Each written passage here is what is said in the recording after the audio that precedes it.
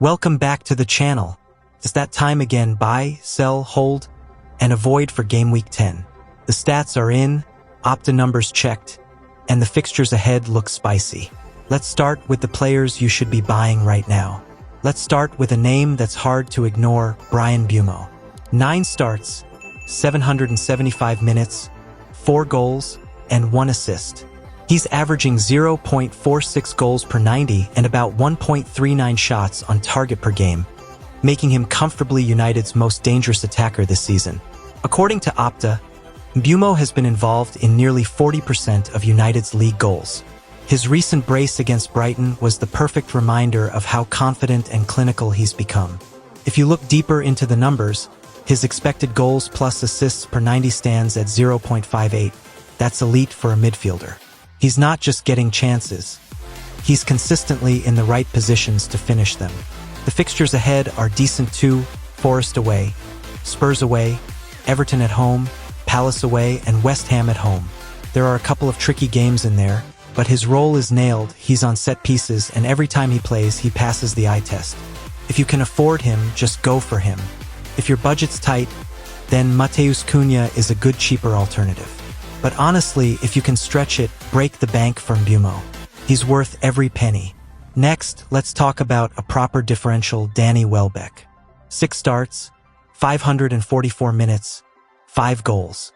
That's an incredible 0.82 goals per 90, one of the best rates among forwards in his price range.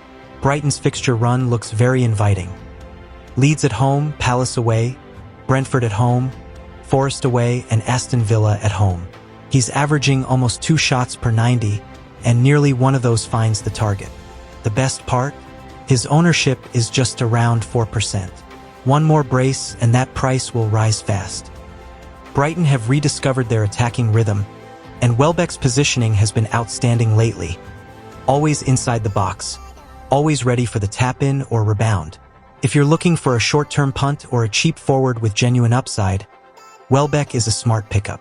He's low risk, high reward, and fits perfectly as your third striker. And finally, Jean-Philippe Mateta, quietly having a breakout season for Crystal Palace. 8 starts, 690 minutes, 5 goals. That's 0.65 goals per 90, backed by a massive expected goals per 90 of 1.02. He's averaging over 3.5 shots per game, with nearly half of them on target. He's also been directly involved in more than 40% of Palace's goals this season. The fixtures are great too: Brentford at home, Brighton at home, Wolves away, Burnley away, and Fulham away. Mateta's confidence is growing, his link-up play looks sharper, and those XG numbers show his form isn't a fluke. He's getting the chances to sustain it. He's not the flashiest name, but right now he's a reliable, consistent forward option, and that's exactly what you want in FPL. Brain quick recap: Red Circle Mbeumo, premium but worth it. Blue Heart Welbeck, the bold differential with good fixtures. Eagle Mateta, great value, great stats, and form to match. If you're wildcarding or looking for replacements up front, these are your go-to buys for Game Week 10. Alright, now let's move to the hold category: players you don't need to rush to sell, but also aren't top buys right now. They're ticking along, and with fixtures about to swing in their favor, patience could really pay off. Bruno Fernandes always divides opinion.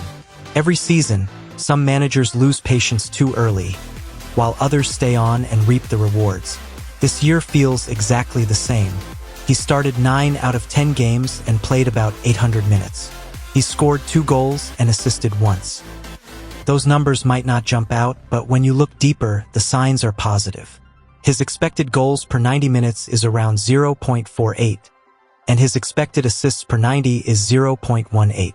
That's strong underlying data for a midfielder at his price. He's averaging about 2.5 shots per 90 minutes, with one of them usually on target. So the involvement is there. It's just that the output hasn't matched the chances yet. Looking at his fixtures, there's reason to be patient. He plays Nottingham Forest away, then Spurs, Everton, Crystal Palace, West Ham, and Wolves. It's actually a very decent run.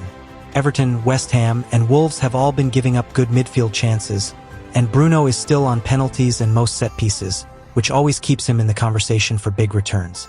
The main issue is frustration. Bruno always looks involved, always at the center of things, but the final product hasn't been consistent. Still, this is typically how his seasons go. A slow start followed by a stretch of explosive form. United's attack is also improving, which should help him deliver. There's absolutely no reason to swap Bruno to Mbumo right now. Mbumo's been fine, but Bruno's ceiling is still much higher, and his stats suggest the points will come soon. For now, patience is the play. His underlying numbers are too good to ignore, his fixtures are kind, and he's on all the key set pieces. Hold him, trust the process, and don't be surprised when he finally hauls. Moving on to the sell category, these are players who either aren't delivering enough for their price or whose situations make them poor value going forward. Let's start with Salah. Salah's numbers this season haven't justified his heavy price tag. He's played just over 800 minutes with 3 goals and 2 assists, which works out to around 0.34 goals per 90 minutes and 0.22 assists per 90. His expected goal involvement sits at around 0.46 per 90, a big drop from the levels we've seen in previous seasons. He's averaging a little over 2 shots per game, which isn't bad, but for over 14 million, managers expect explosive returns.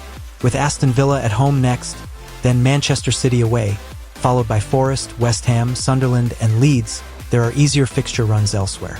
It's not that Salah is suddenly a bad pick. He's still one of the best players in the league, but in fantasy terms, that price is tying up too much money for too little return.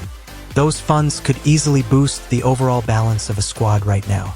Selling Salah doesn't mean he won't come good later, but for this stretch, it might be the smart time to move him on and reinvest.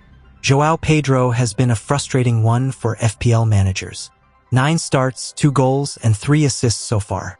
That's roughly 0.24 goals and 0.35 assists per 90 minutes. He's taking just 1.3 shots per game, and his expected goal numbers are extremely low at 0.19 per 90. He hasn't scored in his last 6 Premier League games, which tells the story of a player out of rhythm in front of goal. Watching him play, it's clear he's not thriving as a pure number 9. He looks far more comfortable when he drops into that number 10 role, linking play rather than leading the line. That's a problem for FPL, because we're not paying for link-up play, we need goals. And right now, there are simply better options in his price range. Matita is producing more shots and goals, and Welbeck is cheaper but showing better finishing numbers. To make matters worse, Enzo Maresca has confirmed that João Pedro isn't training every day due to an injury he's managing. That means reduced sharpness, potential rotation, and more frustration for FPL owners. When a player's confidence, role, and fitness are all questionable, it's usually time to move on. Selling Pedro now frees up money and avoids the constant bench headaches he's been causing. That wraps up this week's buy, hold, and sell guide for Game Week 10. Make your transfers wisely, don't get caught chasing last week's points, and remember, form and fixtures always win in the long run. If you found this breakdown helpful, hit like, drop your Game Week 10 transfer plans in the comments, and subscribe for more FPL updates. See you in the next one.